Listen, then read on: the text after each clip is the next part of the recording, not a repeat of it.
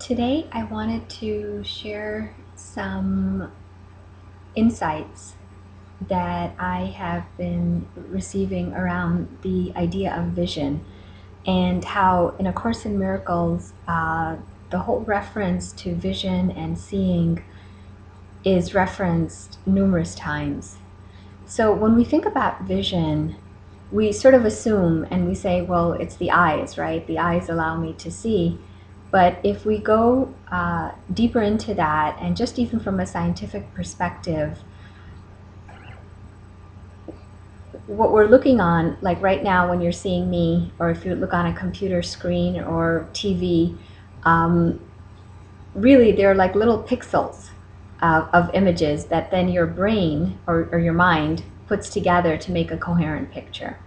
And if we go to the world of quantum physics, quantum mechanics, we know that this whole idea of things being solid is really not true. And that if I were to even just, look at my hand and I go deeper, I know that within it, underneath the skin and the tissues, there would be the muscles, and beneath that, the bones. And if I go deeper into that, cells, and deeper into that, the different parts of the cells, and then still deeper, you're going to get into protons, neutrons, particles, and deeper, deeper, deeper, mostly space. So things that seem to be, it isn't what it really is. And even the idea of colors, it's what our minds have learned to interpret, and then we put it together, and the eyes just report, and the mind is the one that makes the interpretation. So the idea of vision, of perception, of interpretation are all so highly related, and the Course in Miracles brings them up again and again and again, because we assume that we've got it right. We assume that I am seeing what I'm seeing, and so I must be right. But as the references I gave you point, that we don't have it all right. And if we apply that to things that we experience in life, we can be given a different way of seeing. And the Course talks about that a lot, how I want to see things differently. Above all else, I want to see vision is the gift that I receive from Spirit, and all of the other workbook lessons that reference that idea. So the thing that also intrigued me about this idea of vision was it takes away the part of our doing. Because I think, for me, I know my intellectual mind has been one of the biggest barriers towards really having the experience. So again, it's one thing to understand it, but a whole other thing to experience.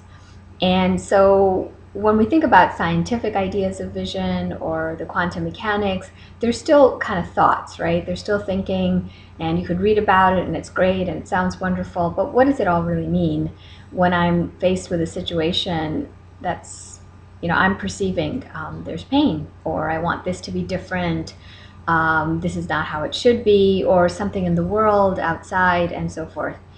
And that's where the practice comes in.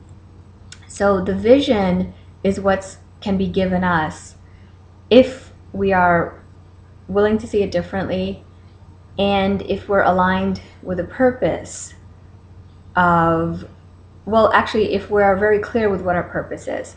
So the Course will say things like, if you want to find love, you will see it everywhere. So love will send out its messengers through your mind, and kind of like these impulses that go out, and then you will receive witnesses to love. Similarly, if you have guilt, if you have attack thoughts, or thoughts of any sort of criticism, condemnation, etc., then those go out and they bring back their witnesses. The trick, what happens is, we feel that when something is outside of me, it is what is affecting me to feel a certain way. And that's where the whole idea of vision can get lost, because we step out of being given We step out of the idea of help me to see differently, and we step into the role of I know what's going on, and this caused this, and here it is, and so it is, and how can I be at peace? And we sort of make that loop again and again and again. And gradually, with the mind training, we become more aware and more willing to see it differently. So I'm going to invite you for the next couple of days to take this as a practice. That this is not something you can think it out and do for yourself, because it's almost like you don't know what's going on, and to want to be shown what truly is. So what truly is going on here?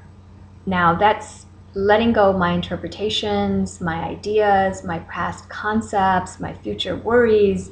So it's not easy. It's not easy. And that's where the mind training, the willingness, the motivation all comes together, because as the Course says, the vision that's given has no cost. There's no sacrifice.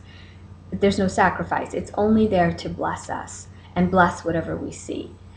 So if we are in our purpose of wanting peace of mind and wanting only peace of mind, and knowing that this peace of mind is who we truly are and the only thing that can really satisfy us, nothing less will do, then the world we want to see is not what our physical eyes report, because they're going to report all the differences and all the places someone is right and someone's wrong, and how I'm right and how you're wrong, and on and on and on.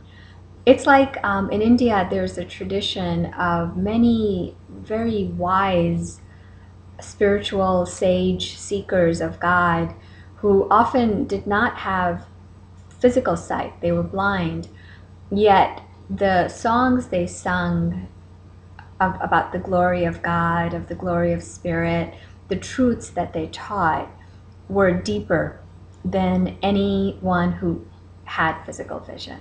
So this is an inner spiritual vision that we're being asked to really receive. There's no cost to it. There's nothing that we have to think it through or force it to happen. If anything, that's what gets in the way. And it's sort of, again, being open, being willing to be shown, like a child who's convinced that there are monsters under the bed and doesn't want to look, but then, a loving parent will come and with a flashlight say, okay, we'll look at every corner, we'll open every door, we'll look everywhere, and we'll see nothing is there. Nothing is there. You're safe. It's all okay. So it's kind of having that childlike willingness to trust Spirit to help us see what is true, which is love, and what is false, which is everything else. And that's the miracle. So thinking that I am entitled to miracles, I am worthy of miracles, and it is by receiving that I share. So whatever I receive is not something that will just stay with me. It will bless everyone. I am open to that, and one mind awakening allows other minds to awaken as well. So it's just beautiful how the Course is so consistent that wherever you go, you kind of find it back again to the same message again and again. But really to help us be in our function of forgiveness, of being in a place where this experience of peace of mind, of joy, can just become so more and more and more and more consistent that we step into a situation and it's like nothing is done by us, but through us. So it's like this light is allowed to be turned on inside us, and we can't do it ourselves, just allowing that inner light to shine.